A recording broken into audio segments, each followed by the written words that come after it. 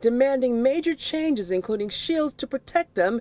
And here in Detroit, drivers asking for more transit police to help protect them and passengers. They only have 2 units, 2 transit police cars. In the whole city? In the whole city of Detroit. Per shift? Per shift. Today, the judge ordering Eric Johnson to stay away from the bus driver he's accused of attacking. When I say no contact, that means no person-to-person contact, no contact with third parties, no phone calls, no emails, no text messaging. Do you understand that, sir? We come to work to take people where they need to go. We don't come to work for physical abuse.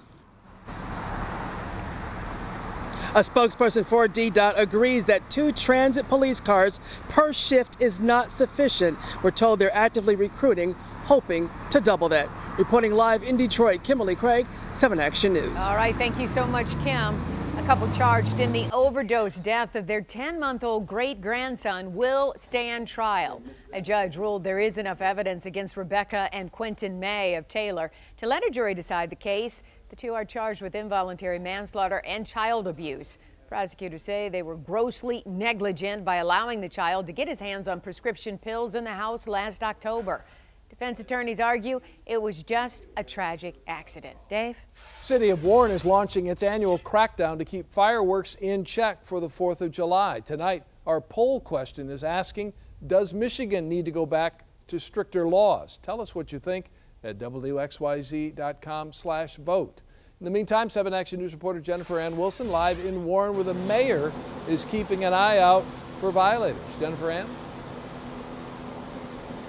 Yeah, in fact, he stopped by many of these firework tents throughout the city of Warren. I'm here at 13 and Mound, where they sell everything from cute sparklers like these to packages. This one's called the League of Legends. To check this out, it is a massive fireworks display called The Godfather. It says, so you want to make some noise? Well, Mayor Fouts today wanted to make sure he could be heard above the noise.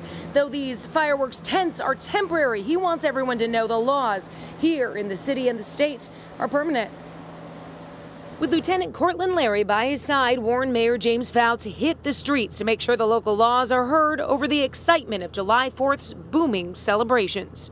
We have a 16,000 roll firecracker. I mean, I think that goes on for at least a half hour. We followed the mayor and the lieutenant as they went from vendor to vendor, armed with brightly colored reminders. We like to get the word out there in advance so that, they know in advance that what the rules are. And the bottom line is I want everybody to be safe. I don't want to read about someone shooting their eye out or someone injuring themselves.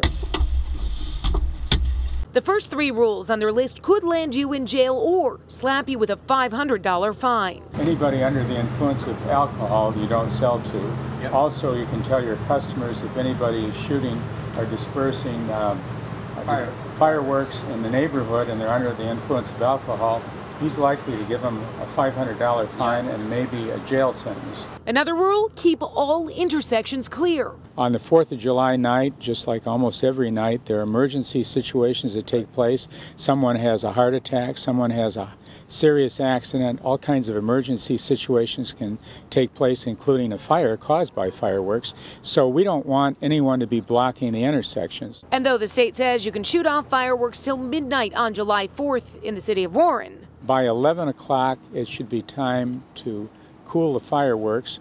A lot of people have to get up and go to work the next day. We want people to enjoy the holidays. We want them to have fun, light off fireworks, but we want to be responsible. They hope these personal reminders will make a difference. And I can't expect people to do something if I'm not out personally doing my job, and I hope everybody watching, regardless of the city, will do the same thing. You know, the good news is every place that we followed him to go visit was very receptive. In fact, this place here in 13 and Mound, they have some of their own rules posted. No fireworks discharged within 300 feet. That's actually a rule that's on this list Mayor Fouts was passing out. He printed up a number of copies that he asked them to post in a public place and hand out to everyone buying fireworks. Another rule he said is very important that is on this list is that no minors can purchase fireworks or operate them unless it's very small, something like a sparkler or and even then under parent supervision. Reporting live in Warren, I'm Jennifer Ann Wilson, 7 Action News. Good reminders as always. Thank you so much, Jennifer Ann. We will have the results of tonight's poll coming up on Action News at 7, and you could see overwhelmingly yes. Yeah, for sure. All right, 2 contractors working at Wayne State University have tested positive for Legionnaire's disease. The pair were working on new apartments under construction. Last month we told you about Legionella being found in cooling towers on the campus. That's the bacteria that causes the disease. No word yet if the illness is related to that. The men are being treated now at a local hospital. Well, another hot and steamy summer night in Metro Detroit, and it's going to get even hotter for the 4th of July. Beautiful look at the Ambassador Bridge there from downtown Detroit.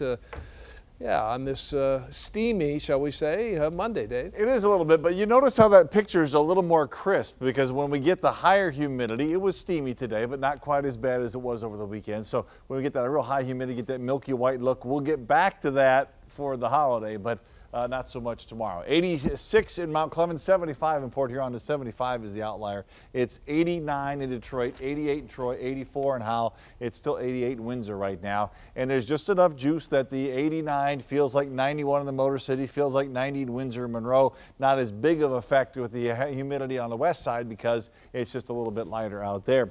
Looking with storms, now they're to our east and moving away. The biggest heat is moving away too, so we've got sunshine for tomorrow, but you don't want to know about tomorrow, do you? You know about Wednesday, and that may be a bit interesting for storms. I'll tell you what's the timing of the best chance of that coming up in just a bit.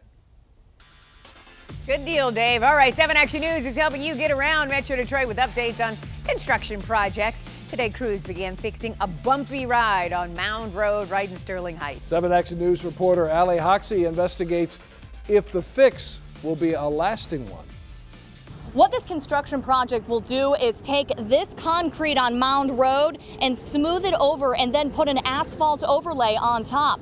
People who have to use this road every day tell me they hope this will be the fix they're looking for. I think it's lousy. Sanzio Piancentini uses Mound Road almost daily. He's ready to see a long-term fix to the decaying road. It better be. Otherwise there's going to be a lot of hell raising.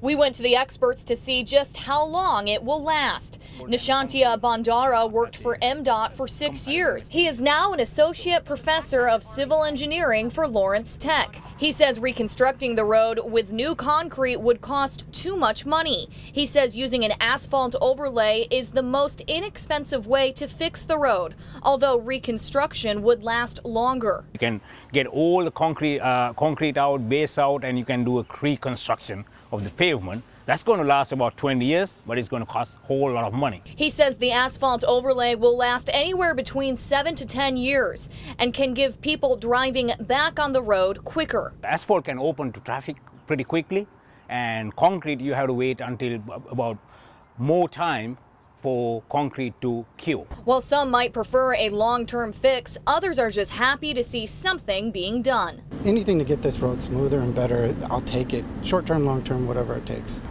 This construction project will be ready come this October. Reporting in Sterling Heights, Allie Hoxie, 7 Action News.